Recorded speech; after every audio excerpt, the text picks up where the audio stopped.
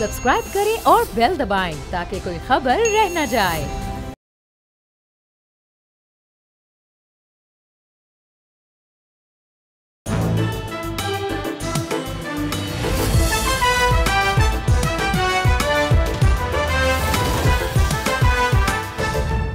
अस्सलाम वालेकुम नाज़रीन, you are watching debate with Nadia Mirza. नाज़रीन, कल रात बल्कि जो गुजरने वाली रात थी 2 बजे के करीब अमेरिका ने बिल आखिर ईरान पर हमला कर दिया और उसके जो बेसिकली जो न्यूक्लियर प्लांट्स थे या जो जोरी तनसीबात थी उनको उसने निशाना बनाया। ये वही डोनाल्ड ट्रंप थे जिन्होंने जब मुलाकात की थी फील्ड मार्शल आसिम मुनीर साहब से, उसके बाद उन्होंने 2 हफ़्ते का टाइम मांगा था कि 2 हफ़्ते में वो सोचेंगे या ईरान का रिएक्शन देखेंगे, लेकिन बहरहाल ये हुआ। दूसरी तरफ जो इसराइल है उसने डेफिनेटली उनका बेमिसाल और इंतहाई बहादुरी का कदम उठाया है। अमेरिका ने बेमिसाल उन्होंने कारनामा सर अंजाम दिया है। ईरान की अगर बात की जाए तो ईरान ने इसके रिएक्शन में कहा है कि अब हमारे जवाब का इंतज़ार करें। क्या होने जा रहा है, जो आलमी तौर पर सिफारती महाज एक दफ़ा फिर शिद्दत इख्तियार कर गए हैं, सिफारती कोशिशें हो रही हैं, ये मामलात किस तरह से आगे बढ़ेंगे। और जब हम इस इशू पे बात करते हैं तो बारहा हम ये बात करते हैं कि अगर इसी तरह से हालात रहे और इस तरह से एस्केलेशन हुई तो कोई शक इसमें शायद ना रह जाए कि दुनिया जो है वो तीसरी जंग अजीम की तरफ बढ़ जाए। नसीम ज़हरा साहिबा सीनियर जर्नलिस्ट हैं, हमारे साथ इस वक्त मौजूद हैं, उनसे उनका तज्ज़िया हम जानेंगे। अस्सलाम वालेकुम नसीम ज़हरा साहिबा। जी वालेकुम अस्सलाम। नसीम ज़हरा साहिबा, अब वो अमेरिका जिसको बारहा ईरान भी ख़बरदार कर रहा था और लग रहा था कि वो थोड़ा सा तहम्मुल मिजाजी का मुजाहरा कर रहा है, ख़ास तौर पे उस बात के बाद कि हम 2 हफ़्ते का वक्त लिया था, लेकिन ऑल ऑफ अ सडन ये इस तरह से रिएक्ट करना और ईरान पर अटैक करना, क्या वजह बनी? देखिए, मेरा ख्याल है कि ये डिसेप्शन की गेम कर रहे थे डोनाल्ड ट्रंप। ये झूठ बोल रहे थे और मेरा ख्याल है उसको जस्टिफाई ऐसे करेंगे ना कि जी हमने सरप्राइज का एलिमेंट रखना था ताकि ईरान किसी तरीके से रद्द-ए-अमल के लिए तैयार ना हो। तो आई डोंट थिंक कि कुछ ऐसी नई चीज़ हुई है। वो अगर आप देख लें, ये आज 10वां दिन है, पहले रोज़ से डोनाल्ड ट्रंप जो हैं वो तो एक हतमी तौर पे जो इज़राइल का ऑब्जेक्टिव है, और इज़राइल ने कहा जी मेरा गोल ये है कि रिजीम भी बदले और न्यूक्लियर वेपन्स की जो बनाने की कैपेसिटी है, कैपेबिलिटी है, वो बिल्कुल ख़त्म हो जाए। अच्छा, ये सारी दुनिया ये मानती है और जो एक्सपर्ट्स हैं, चाहे वेस्ट के एक्सपर्ट्स हैं या हमारे अपने जो एक्सपर्ट्स हैं न्यूक्लियर, सब कहते हैं कि ये इस तरीके से हो ही नहीं सकता कि आप बमबारी के ज़रिए कोई कैपेसिटी को ख़त्म करें। अगर एक आपकी है न्यूक्लियर साइट जो कि यानी 1 किलोमीटर नीचे है ज़मीन से, ज़मीन 2 हैं, 2 जो है मेन है नंताज की और जो फर्दो की है, वो दोनों हैं, they are beneath the ground. तो ये जो एक ऑब्जेक्टिव रखा है और उसके साथ साथ जो रिजीम चेंज का ऑब्जेक्टिव है, नादिया इसको हम जब इसको समझ पाएंगे, अगर हम देखें कि ये असल ऑब्जेक्टिव है लार्जर ग्रेटर इज़राइल, जो कि इज़राइल ने मुतअद्दिद मर्तबा कहा। आप ये याद रखें कि हमारे ये एक मुल्क है, दुनिया का एक मुल्क है जिसने यूएन की मेंबरशिप ली हुई है, लेकिन इसने अपने बॉर्डर्स नहीं बनाए हुए। Israel has no map. वो अपने मैप में एक तरफ नाइल है, दूसरी तरफ टाइग्रिस है, वो ग्रेटर इज़राइल की बात करते हैं। और ये भी देख लें कि पिछले 50 साल में जो हुकूमत मशरिक़ वुस्ता में जो अमेरिका को नहीं भाई या इज़राइल को नहीं भाई, उसको इन्होंने ख़त्म किया है। चाहे उसको वैसे ख़त्म किया हो जंग के थ्रू, हाल ही में आप इराक को देखें, सीरिया को देखें, लिबिया को देखें, या फिर कूज करके जो कि ईरान में आपको याद होगा 53 में आपने पढ़ा होगा, 53 में कू करके, और ये रज़ा शाह के जो बेटे जिनको वो वहाँ से वो फरमान अपना जारी करते हैं और कहते हैं ईरान के लोगों को आज के जी जो इज़राइल है वो जो अटैक कर रहा है वो असल में आप लोगों के तो खिलाफ है नहीं। इज़राइल तो इस हुकूमत के खिलाफ है जो बदतरीन हुकूमत है। तो ये उनके बेटे हैं जिनको 53 में मुसद्दिक को हटा के, जो कि पॉपुलरली इलेक्टेड थे वहाँ के ईरान के प्राइम मिनिस्टर, तो ये लेके आए थे। तो ये तारीख है, तारीखी पस मंज़र में आप देखें तो आज जो ईरान के साथ ये करें, they see Iran is the last bastion of resistance के ये आखिरी वो हुकूमत है इस खित्ते में मिडल ईस्ट में जो कि खड़ी हो जाती है एक पोजीशन लेके। और ये जो तब्दीलियां आती हैं ये इसलिए तो नहीं आती क्योंकि उनको वो कहते हैं हुकूमत अच्छी नहीं है, मुल्कों के अपने लोगों के साथ जुल्म कर रही है। होंगी ये हुकूमतों में बहुत बहुत खामियां हैं, लेकिन जो इनका अपना एक ऑब्जेक्टिव है, ये जब इनको चैन आएगा जब ये वैसी हुकूमतें देखेंगे खित्ते में जो कि इनको इजराइल के कहने के मुताबिक कोई इनको चैलेंज ना करे, तो इसको अगर इस पैराम में देखें तो फिर आपको नजर आएगा कि जो इन्होंने कल भी किया है ये इस बात को आगे ले जाएंगे, इसको रोकेंगे नहीं, अभी रोकेंगे नहीं जब तक कि ईरान सरेंडर ना कर दे कि जी आए आप आए शहनशाह साहब जो आपने करना आके करें।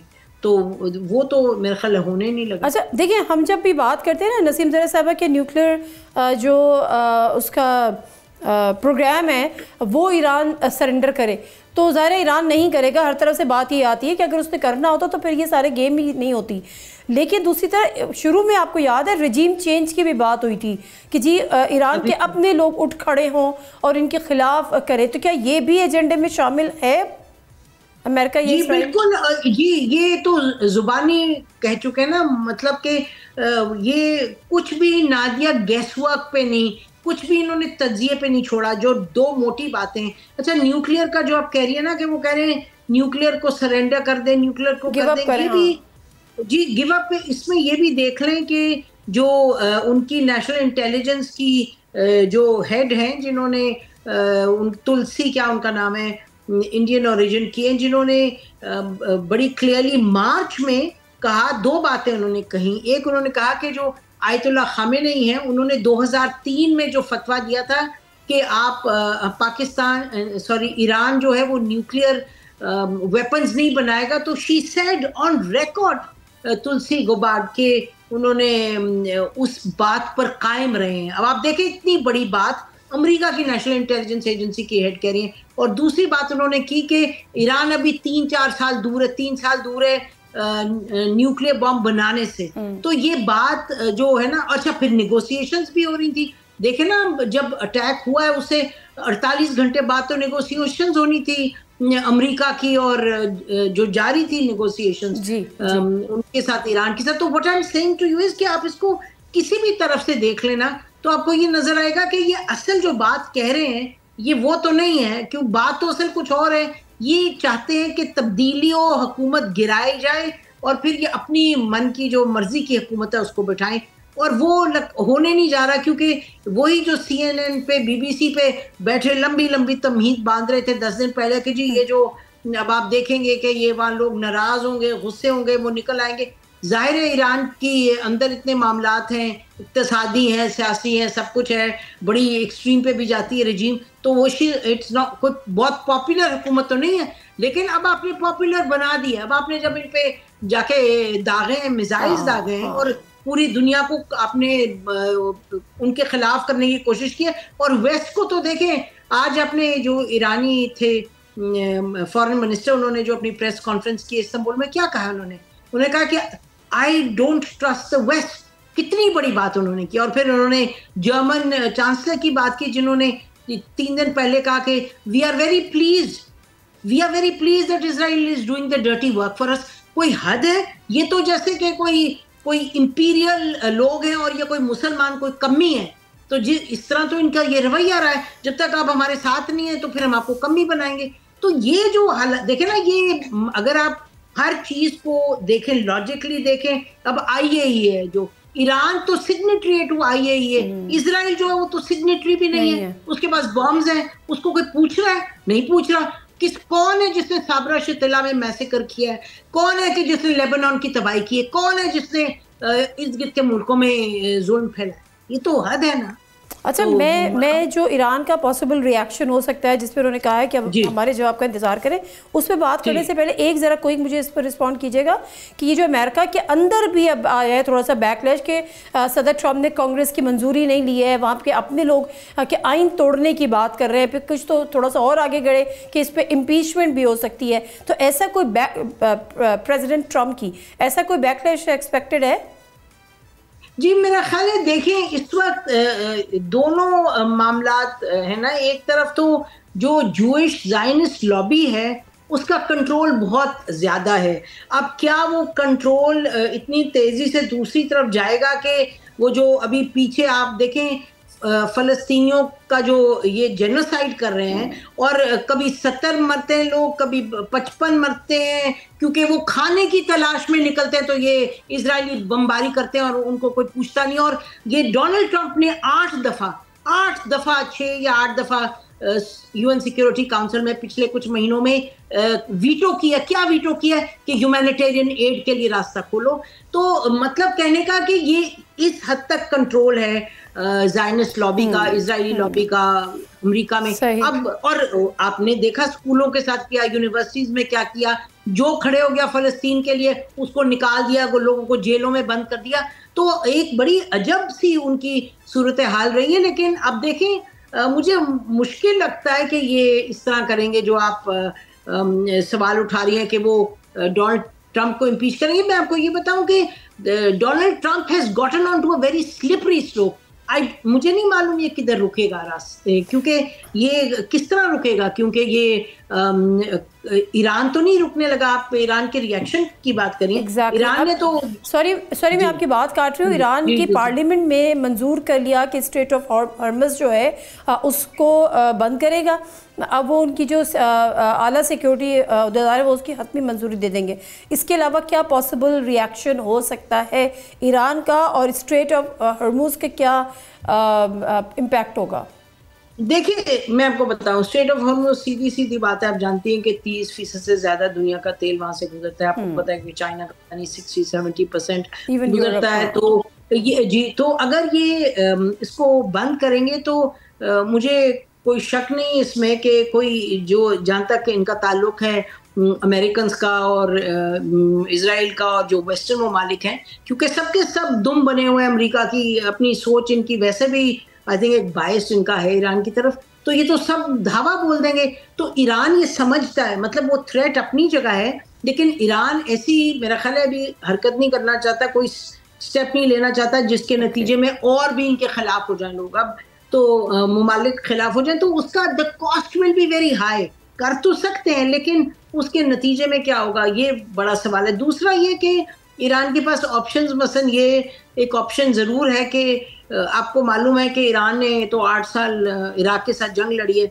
जब एक डेस्परेशन होगी, एक तो जो बैलिस्टिक मिसाइल्स हैं, बैलिस्टिक मिसाइल्स इनके पास इससे भी ज़्यादा सुपीरियर हैं इन टर्म्स ऑफ स्पीड, और जो कैरी कर सकते हैं, यानी कि आर्टिलरी कैरी कर सकते हैं। तो वो जो मामला है, यानी कि उधर तो जाहिर है ये अपना रखेंगे प्रेशर थ्रू बैलिस्टिक मिसाइल्स, लेकिन अब क्या वो जाके सुसाइड बॉम्बिंग शुरू कर देंगे अमेरिकन और जो एसेट्स हैं मिलिट्री।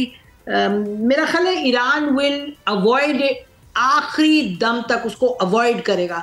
लेकिन अगर जो इस वक्त डोनाल्ड ट्रंप का मूड है, और इजराइल, मैं क्या कहूँ इसके अलावा कि इजराइल की दुम बने हुए हैं, तो जब तक कि इजराइल तो चाहेगा ना, देखें इजराइल चाहेगा काम तमाम हो इस रजीम का, तो ये काम तमाम जुबानी से तो नहीं होगा, और ना कि डर के, ये भी नहीं कि वो कामती टांगों के साथ वो गिर जाए जमीन पे, वो भी आपने देख लिया ईरान का। तो ये सिचुएशन बड़ी मुश्किल है और इसको प्रिडिक्ट करना भी मुश्किल है। लेकिन ये कहा जा सकता है कि अगर इसको सेटल ना किया डिप्लोमेटिकली, जिसके बहुत कम चांसेस हैं, क्योंकि हर कदम जो उठाया जाएगा यूएन सिक्योरिटी काउंसिल में ये वीटो करेंगे, अमेरिका भी करेगा, यूके भी करेगा, तो बस देखते हैं क्या होता है। अच्छा, मुख्तलिफ कंट्रीज़ का रोल क्या होगा, उससे पहले ज़रा इंडिया की हम बात कर लेते हैं, क्योंकि अब ये भी इत्तलात है कि जो बमबार तैयारे थे अमेरिका के, they used Indian air space. तो इसका मतलब ये है कि एक दफ़ा फिर वो स्पेस जो इंडिया की छूट गई थी, या ट्रंप ने उनको एक दे दी थी पाकिस्तान और अमेरिका के करीब आने पर, वो दोबारा से एक्वायर करने की कोशिश कर रहा है, और कोई स्ट्रेटेजिक अलाई बन जाएगा, दोबारा से उसी पोजीशन पर आ जाएगा कि अमेरिका की, अगर उसने अपनी एयर स्पेस दी है इन अटैक्स के लिए। अच्छा नादिया, एक तो मेरे पास कंफर्म नहीं है कि दी है या नहीं। कोई एक RTE उर्दू है जो जिसके आगे टर्की लिखा है, बस मैंने वहां से ही देखा है, मुझे नहीं मालूम कि दी है या नहीं दी। लेकिन ये मैं कहती चलूँ कि अगर हम ये समझ रहे हैं कि डोनाल्ड ट्रंप साहब ने, देखिए ना, जो ये मुझे कहने दें, जो सीज फायर की बात होती है, सीज फायर जो हुआ है उसकी क्रेडिट आप डोनाल्ड ट्रंप को तो नहीं दे सकते। Let me be very clear, Donald Trump को क्रेडिट नहीं देने, आपका सीज फायर इसलिए इंडिया ने करना चाहा और इंडिया ने करना चाहा इसलिए क्योंकि उसको काफी पिटाई हुई उसकी मिलिटरीली पाकिस्तान से, जो एयरफोर्स ने किया, जो साइबर का हुआ, जो सब कुछ मामलात हुए। अगर Pakistan arm forces had not fought the way they did तो फिर इसमें तो कुछ नहीं होना था, फिर तो बाकी सब तालियां बजाते कि पाकिस्तान को मार पिट रही है। तो अल्हम्दुलिल्लाह वी फॉट सो वेल, जिसके नतीजे में अमेरिका देखे ना, अमेरिका, चीन, रूस के पास ये गया है जो फॉरेन इनका मिनिस्टर इंडियन का, वो जो कि आप देखती होंगी शायद एक जो मैगजीन में सोहानी साहब हैं, वो लिखते हैं और अपने व्लॉग भी करते हैं, Indian, he is a very widely respected defence analyst, Praveen Sawhney. तो उन्होंने तो लिखा, फोर्सेस उनका एक मैगजीन भी है, उन्होंने तो कहा है बड़ी क्लियरली कि भाई भागे भागे आप हर मुल्क के पास गए, अगर आपकी तैयारी नहीं थी तो आप जंग में क्यों घुसे। तो मेरा मतलब एनीवे वो दैट्स अ लॉन्ग स्टोरी। बात ये कि डोनाल्ड ट्रंप को, अच्छा चलें जी, वो डोनाल्ड ट्रंप को उन्होंने कहा कि जी रुके पे, डोनाल्ड ट्रंप के सेक्रेटरी ने फोन किया पाकिस्तान के आर्मी चीफ को कि जी ये सीज फायर की बात, तो अच्छा हो गया। उसके बाद डोनाल्ड ट्रंप ने 2-3 स्टेटमेंट्स दे दिए, तो जो पाकिस्तान के हक में दिए हैं, और जी, और यानी कि हमने हक में स्टेटमेंट्स पहले भी सुनी है, ठीक है इन्होंने अच्छी दी है, लेकिन कश्मीर पे किधर तक जाएंगे, इंडिया के साथ क्या होगा इवन जो हमारे इंडस वाटर ट्रीटी है वो इंडिया अभी भी स्टबन है कि हमने नहीं करनी उसको। नहीं, बिल्कुल स्टबन है, लेकिन मैं कुछ कह रही हूँ कि अगर आप if you are going to start looking at America कि वो आपकी सॉल्यूशंस आपको देगा इंडिया पर दबाव डाल के, तो ये खाम ख्याली है, बिल्कुल खाम ख्याली है। इंडिया और अमेरिका के स्ट्रेटेजिक टाइज हैं, वो अपनी जगह कायम है, लफ्जों की सतह पर एक सरसरी लेवल पर वो जरूर पाकिस्तान की तरफ देख रहा है। और उसने ये जनरल आसिम मुनीर गए, उन्होंने यकीनन ये बात की होगी ईरान के हवाले से, बट आई थिंक पाकिस्तान इस पे बड़ा क्लियर है कि हम बिल्कुल, जो ईरान है, अफगानिस्तान, ये तमाम ममालिक हैं, हमने ये हमारे दोस्त हैं, हमारे ताल्लुकात हैं, हमारे नेबर्स हैं, और उधर तो हम कोई किसी इस गेम में नहीं पढ़ सकते। तो वो मेरा ख्याल है जो डोनाल्ड ट्रंप साहब को अवार्ड देने की बात की है ये बड़ी बहुत ही उसी पे आ रही थी, उसी में आ रही थी, क्योंकि कल तक डोनाल्ड ट्रंप को नोबेल प्राइज़ देने की बात हो रही थी, और आज उनके एक्ट को हमने, ज़ाहिर है जो अमेरिका ने अटैक किया ईरान पर, उसको हमने कंडेम किया है और बड़ा स्ट्रांगली कंडेम किया है। पाकिस्तान का जो रिएक्शन है उस पर आप कोई कमेंट करना चाहेंगे? नहीं, मेरा ख्याल है कि जो अवार्ड देने की बात की थी वो बहुत ही ना समझी थी, बड़ी, एक जिसने भी तय किया बड़ी शैलो थिंकिंग थी। मुझे बताएं, एक आदमी जो 6 महीने से लगा हुआ है एक जेनोसाइडल पावर को आंखें बंद करके सपोर्ट करने, हम उसको कैसे कहें? ये मैन ऑफ पीस तो नहीं हो सकता। इंडिया पे जरूर पाकिस्तान पे अच्छी बातें की हुई है, वो तो हर एक को कहता है I love Modi, I love this, I love that, तो ये उन लफ्जों पे आप नहीं जा सकते, ये बड़ा। और मेरा ख्याल है कि जो कैलकुलेशन थी कि शायद हमें डिप्लोमेटिक कोई नंबर मिले, लेकिन अल्लाह ने नहीं चाहा कि आप उस रास्ते पे चले, क्योंकि पटाख से उन्होंने आज हमें क्रिटिसाइज करना पड़ा, but this is very good, ये बहुत अच्छी बात है। तो फिर आप ये समझे कि अगर हमने कोई गलती की है तो हम कोई फंस नहीं गए उस गलती में, हमने प्रिंसिपल पे फिर भी एक पब्लिक पोजीशन लिया। Very true, thank you very much Naseem Zahra साहब, बड़ा ज़बरदस्त आपका तज्जिया, वी रियली इंजॉयड और वेल इन्फॉर्म्ड एज वेल। बात मुख्तसर सी है, पाकिस्तान का रिएक्शन बड़ा टाइमली आया, बड़ा स्ट्रांगली आया, बावजूद इसके कि हमने उनको कल रिकमेंड कर रही थी government of Pakistan Nobel prize के लिए, लेकिन आज हमने कोई किसी किस्म की भी कोई ये नहीं दिखाया कि हम कहीं अपना कॉम्प्रोमाइज़ है हमारा जो एक स्टांस है। ब्रेक ले लेते हैं, ब्रेक से वापस आते हैं। ये ऐसा मौका है कि ये चीज़ें बहुत आगे तक जा सकती हैं, ऐसे में हमें मुत्तहिद रहने की सबसे बड़ी ज़रूरत है, क्योंकि बारह ये भी कहा जा रहा है कि हमारा नंबर भी आ सकता है, लेकिन सूरत हाल ये है कि हम अपने ऊपर क्रिटिसाइज़ कर रहे हैं। हमारी कौम इससे डिवाइडेड है, एक से दूसरे को सिर्फ पॉलिटिकल इंटरेस्ट के लिए या पॉलिटिकल पार्टीज़ की बिहाफ पर एक दूसरे को नीचा दिखाने की कोशिश कर रहे हैं। ये मामला क्या बेहतर तरीके से ये केस प्रेजेंट नहीं हो सकता? ज़रा सोशल मीडिया पे जो वॉर हो रही है इस पर एक ब्रेक के बाद गुफ्तगू करेंगे, हमारे साथ रहेंगे।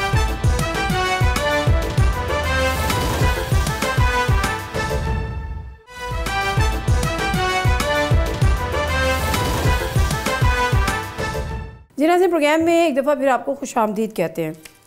और थोड़ा सा आपको पीछे लेकर जाऊंगी, बात का आगाज़ करते हैं जब पाक भारत जंग हुई, ऑल्दो के 4 दिन पर ही मुश्तमिल थी, जंग ना कहें, क्राइसिस कह लें, कशीदगी कह लें, जो भी कह लें, उस पर ट्विटर जो अब एक्स के नाम से जाना जाता है वो खुल गया और हमने देखा कि हम जो एक कौम या हुजूम है ना वो एक कौम बन गए और बड़ा आपस में बड़ा रियासत के साथ सारे खड़े हो गए और एक जिसको कहते हैं कि कीबोर्ड वॉरियर्स वो हमने किया और बहरहाल अपनी रियासत के साथ, अपने मुल्क के साथ। और ये सब सोशल मीडिया पे नहीं हुआ, ये पार्लियामान में भी हमने देखा कि तमाम अपोजिशन और गवर्नमेंट पार्टीज़ मिलकर एक पेज पे थी।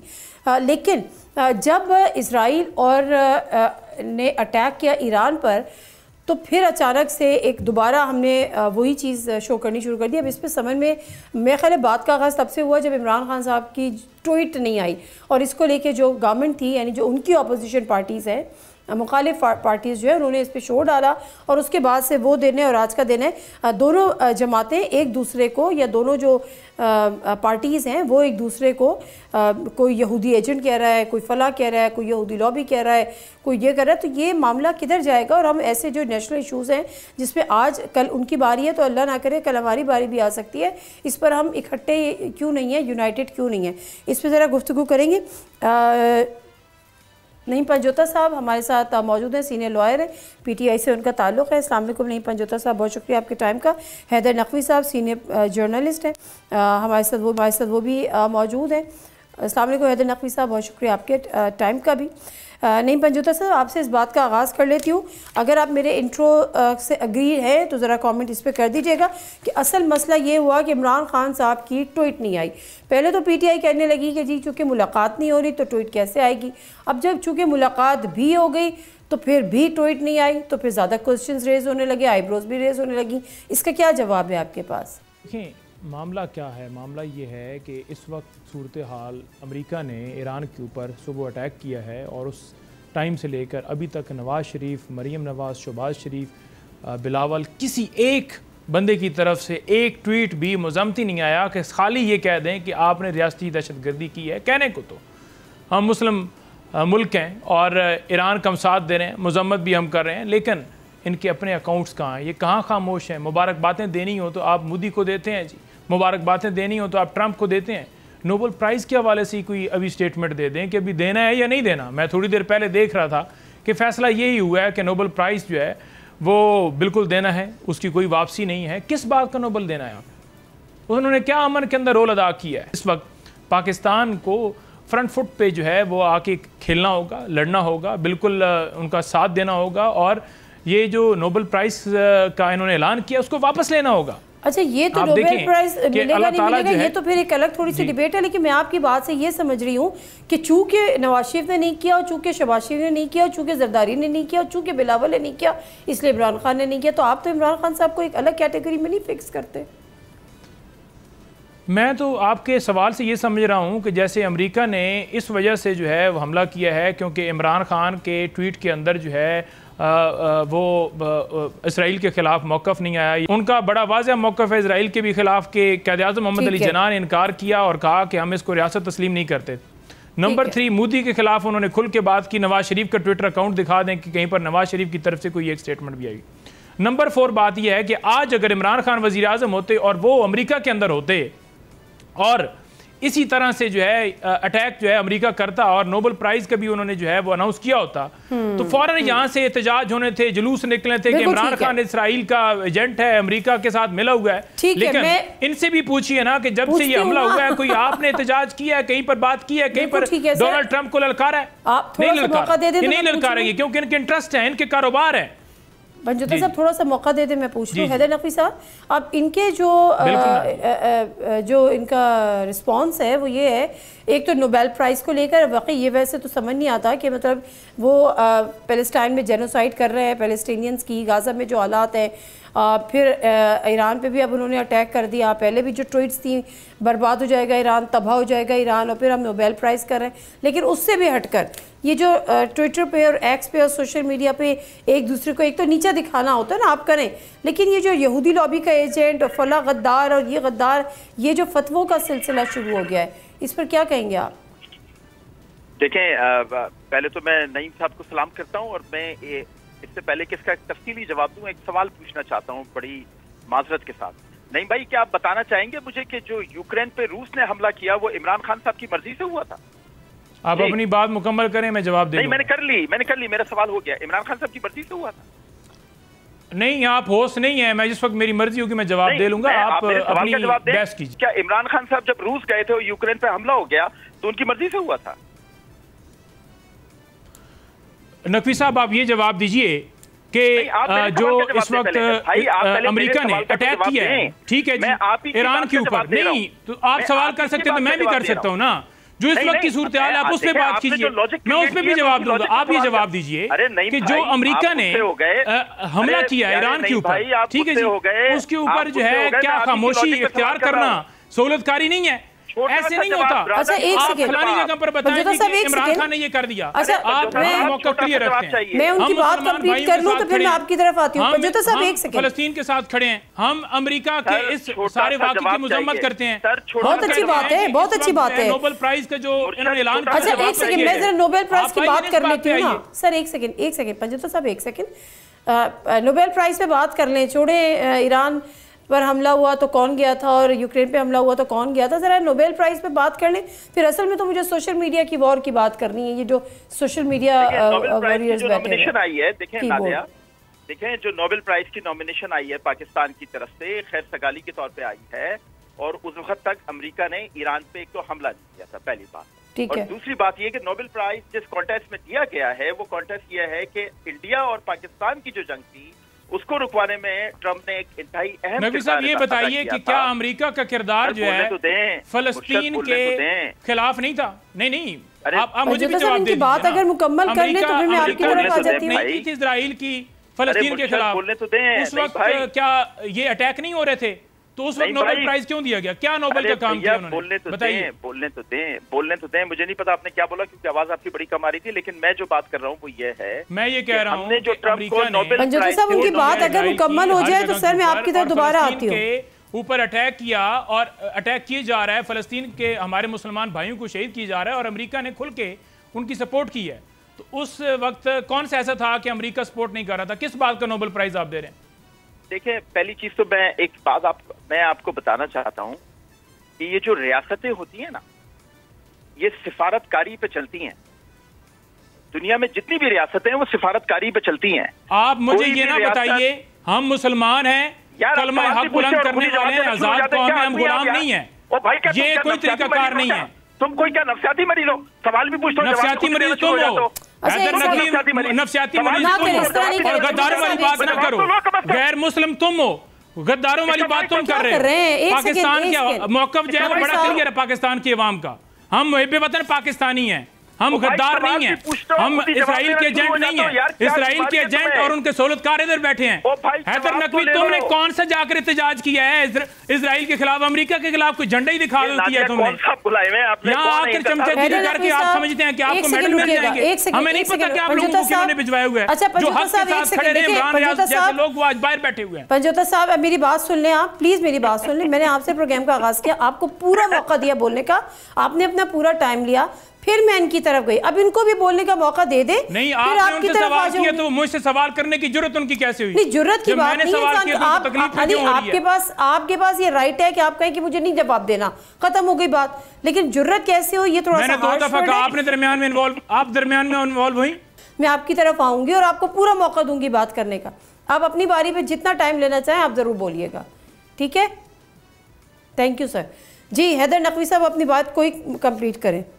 देखें, अभी वो नईम पंजोता साहब ने जितने इल्जामात लगाए उसका सिर्फ एक जवाब दे देता हूं और मुझे जवाब कंप्लीट करने दीजिएगा। पंजोता साहब, मैं दुनिया का आखिरी आदमी होगा, आखिरी, जो इस बात पर यकीन करूंगा कि इमरान खान इस्राएली एजेंट है। लेकिन अब पंजोता साहब मुझे ये भी बता दें कि आखिर हर वो आदमी इमरान खान की हिमायत में क्यों खड़ा हो रहा है जो दुनिया भर में इसराइल की हिमायत कर रहा है? वो सारे कांग्रेसमैन, वो सारे सेनेटर्स, वो सारी जमातें इमरान खान की हिमायत में क्यों खड़ी होती हैं जो दुनिया में इसराइल की हिमायत कर रही हैं? आखिर क्या वजह है कि चले आप नवाज शरीफ को छोड़ दें, जरदारी को छोड़ दें, उनको तो आपने बदनाम करके एक मुजरिम डिक्लेयर ही कर दिया है। आप जरा अपने इस पायोस शख्स के बारे में, लीडर के बारे में ये भी बता दें कि वो इसराइल के खिलाफ क्यों नहीं बात करता? बताइए। हैदर नकवी साहब, फिर आपने सवाल किया है। मैं आखिरी फर्द हूँ जो कहूँगा कि नवाज शरीफ जो है वो एजेंट है और उसके जितने पैरोकार हैं, चाहे वो सहाफ़त के लिबास उन्होंने ओढ़ा हुआ है, चाहे वो कारोबारी हैं, चाहे वो तज़िया निगार हैं, वो तमाम के तमाम उसके साथ ही वो एजेंट हैं। ठीक है जी। और ये क्लियर मौक़िफ़ है। इमरान खान ने इसराइल के खिलाफ खुल के बात की। नवाज शरीफ का कोई ट्वीट मुझे दिखा दें, मोदी के खिलाफ मुझे कोई ट्वीट दिखा दें। खाली बातें करने से आप फतवे ना जारी करिए। आप कोई उलमा नहीं है। आपने क्या काम किया है इसराइल के खिलाफ, फलस्तीन के हक में आपने क्या किया है? ठीक है। और जिन कांग्रेसमैन की आप बात कर रहे हैं ना, उनमें से कुछ लोगों का मैंने खुद सुना है, उन्होंने कहा है कि ये अटैक जो किया है ट्रंप ने, ये ठीक नहीं किया। अगर बुनियादी इंसानी हकूक की खिलाफ वर्जियों के ऊपर दुनिया का कोई मुल्क, वहां पर कोई अगर कोई भी वहां का मेंबर है और वो बात करता है कि ये गलत है, तो क्या ये गलत बात है? फिर मैं आपकी तरफ आती हूँ। ठीक जी। अच्छा हैदर नकवी साहब छोड़ें अभी कौन किसका एजेंट है, हम इस पे तो अभी बहस ही नहीं कर रहे। मेरा ख्याल है कोई किसी का एजेंट नहीं है, सब पाकिस्तानी और पाकिस्तान में कोई गद्दार नहीं है। इस पे तो मेरा ख्याल है कि कंसेंसस होना चाहिए और भरपूर तरीके से कंसेंसस होना चाहिए। पॉलिटिकल डिफरेंसेस है, आप ठीक है आप बात करें। अच्छा हैदर नकवी साहब, मामला ये है कि मैं तो खैर इससे बात नहीं करना चाह रही थी, लेकिन अभी मामला हो गया कि नोबेल प्राइज़ जो है वो हम 4 दिन के मीडिएशन पर तो दे रहे हैं जिसमें उन्होंने जंग रुकवा दी। वो भी वो मीडिएशन जिसमें हमारा पल्ला भारी था और इंडिया ऑलरेडी उसको पिटाई पड़ रही थी और वो मुँह की खा रहा था। चले जी आपने इस पर भी दे दिया, लेकिन उसके अलावा मतलब 4 दिन की एक्टिविटी पे नोबेल प्राइज़ तो नहीं मिल सकता। उसके अलावा जो रोल है डोनाल्ड ट्रंप का, जो गाज़ा में जो जेनोसाइड का रोल है पैलेस्टीनियन की, प्लस चले उसको भी अगर आप छोड़ दें, अब जो उसने ईरान पे अटैक किया, लेकिन हमारा स्टांस अभी भी वही है कि जी हमने अभी भी रिकमेंडेशन अपनी देनी है कि उनको नोबेल प्राइज़ मिले। क्या हुकूमत पाकिस्तान एक तरफ उनको कंडेम कर रही है कि आपने ईरान पे अटैक किया और दूसरी तरफ हम कह रहे हैं कि जी ये बड़े पीस लवर हैं तो इनको हम नोबेल प्राइज़ दें? ये खुला तजाद नहीं है? देखिए, एक तो हुकूमत पाकिस्तान ने बड़े वाज़ेह अंदाज में एक चीज़ बता दी है कि नोबेल प्राइज़ के लिए जो नॉमिनेशन रिकमेंडेशन दी गई है वो इंडिया और पाकिस्तान के जंग के तनाजुर में दी गई है। उसका ईरान इसराइल तनाज़े से कोई ताल्लुक नहीं है, एक बात। और दूसरे, अब आज हुआ है ना सब, अब कल नेशनल सिक्योरिटी कमेटी का इजलास है। अब उसके बाद क्या फैसले होते हैं, उसमें क्या बातचीत होती है, उसके बाद ही पता चलेगा कि पाकिस्तान अब नोबेल प्राइज पर ट्रंप की नॉमिनेशन के हवाले से कहाँ खड़ा है। उससे पहले अगर हम अजम्पशन शुरू कर देंगे, हम इस तरह की तावीलात देना शुरू कर देंगे कि नहीं जी ये तो सब खत्म हो गया और पाकिस्तान ने ट्रंप को नोबेल प्राइज के लिए नॉमिनेट करके अपने पाकिस्तानियों को बड़ा मायूस कर दिया, तो हुकूमत पाकिस्तान का ईरान पर हमले के बाद जो आज सुबह हुआ है इस पर मौक़िफ़ आने दें कि क्या पाकिस्तान ट्रंप के साथ परफेक्टली सेट। ओके ठीक है, एक्सेप्टेड। अच्छा अब थोड़ा सा इस तरफ आ जाए, नहीं मंजूदा साहब आपकी तरफ मैं आती हूँ। अब ये जो सोशल मीडिया जो आपके कीबोर्ड वॉरियर्स है, मैं सिर्फ पीटीआई की बात नहीं करी, दोनों साइड की बात करी हूँ। ऐसे मौके पे आप नहीं समझते कि इनको कंट्रोल करना ज़रूरी है? कम से कम जब बात पाकिस्तान की आ जाती है, एक दूसरे पे इल्ज़ामात लगाना, मीम्स बनाना, कार्टून्स बनाना, अपनी रियासत को हम कमज़ोर कर रहे हैं या अपनी हुकूमतों को कमज़ोर कर रहे हैं या अपनी कौम को, छोड़ दें आप रियासत को तो नहीं छोड़ सकते, हुकूमत को छोड़ दें, लेकिन हम अपनी कौम को बहैसियत कौम अपने आप को कमज़ोर कर रहे हैं। ये एक इम्प्रेशन जा रहा है दुनिया में, इसको कंट्रोल करने की ज़रूरत है सर? देखिए, रियासत को कमज़ोर करने की जहाँ बात है ना, जब आपके घरों में चादर चार दीवारी का तकद्दस पामाल हो रहा था और वो वीडियो सोशल मीडिया के ऊपर चल रही थी, तो आपकी रियासत उस वक्त कमज़ोर हो रही थी।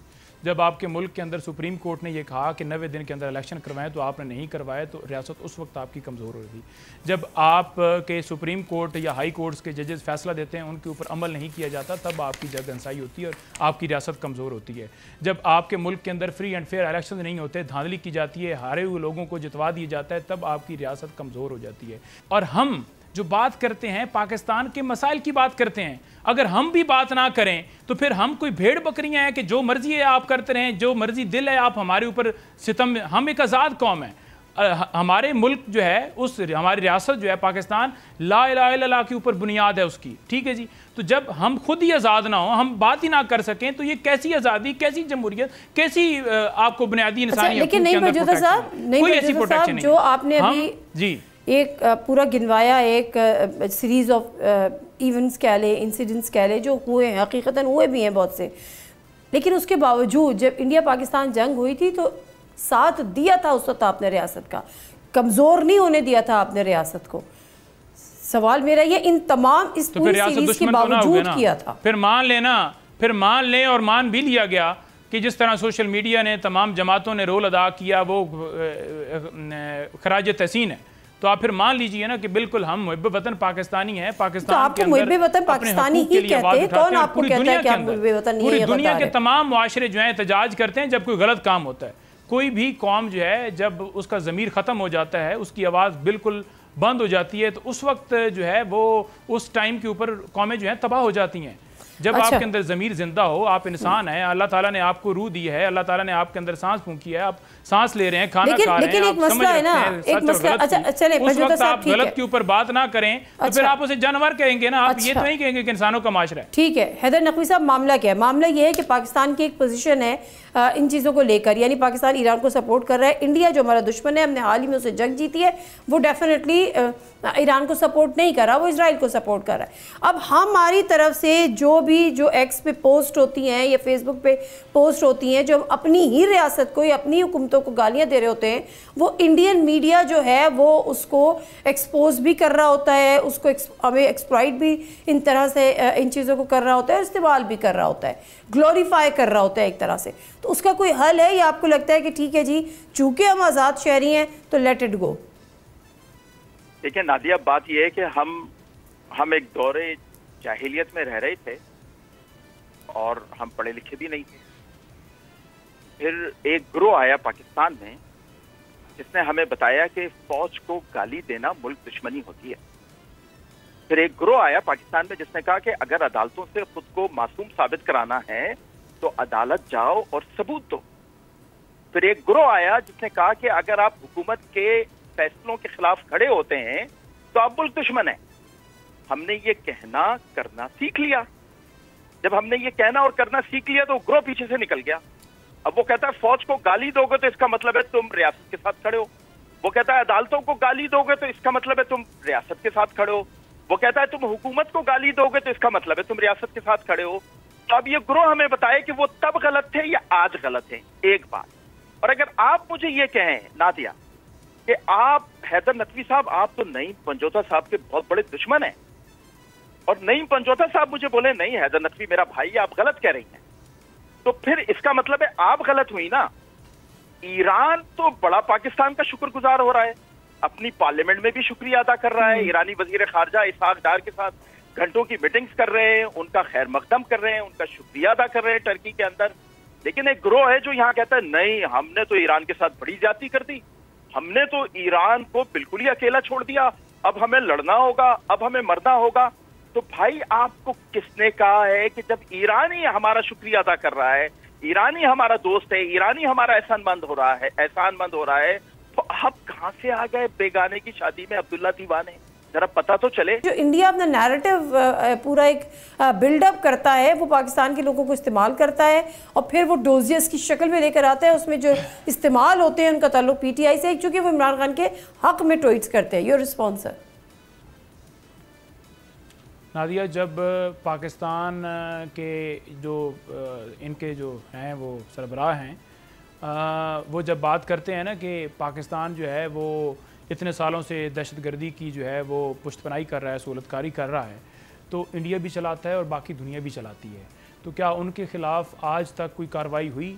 क्या उनका कोई मिलिट्री ट्रायल हुआ कि पाकिस्तान के ख़िलाफ़ ये गद्दारी है जो आप बातें कर रहे हैं? वजह क्या है? वजह सिर्फ़ और सिर्फ ये है क्योंकि ये बिल्कुल ताबे हैं। जैसे इनको अमेरिका कहेगा, जैसे इनको जो है वो इक़्तिदार में रहने के लिए इनको कहा जाएगा कि बस अच्छे बच्चे बन के आपने ये करना है, इन चीज़ों के ऊपर कंप्रोमाइज़ करना है, ये करते जाएंगे, ये करते जाएंगे। इनका कोई और मकसद नहीं है। 2018 की इलेक्शन पटिशन की बात की है, ले आइए मेरे सामने फिगर्स और मुझे दिखाइए कितनी पटिशन दायर की गई हैं। वो तमाम की तमाम मुझे भी PDF कीजिए और यहाँ भी चलाइए। खाली TV के ऊपर बयान देकर ये नहीं होता कि 2018 के अंदर इससे ज़्यादा पटिशन दायर कहाँ हुई थी, किस बात के ऊपर हुई थी। एक मुझे दिखा दें फॉर्म 45 फॉर्म 47 के मुताबिक कोई आपने क्लेम की हो, एक दिखा दें।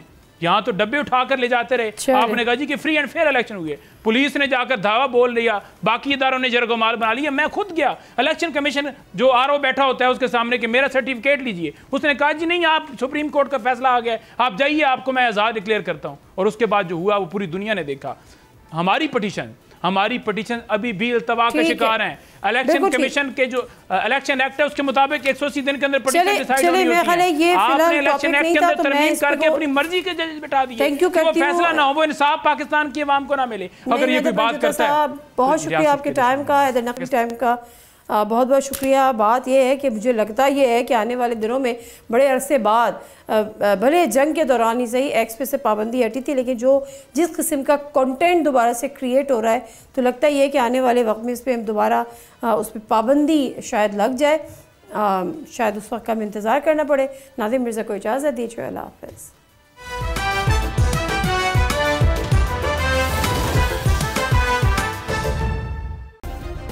सब्सक्राइब करें और बेल दबाएं ताकि कोई खबर रह न जाए।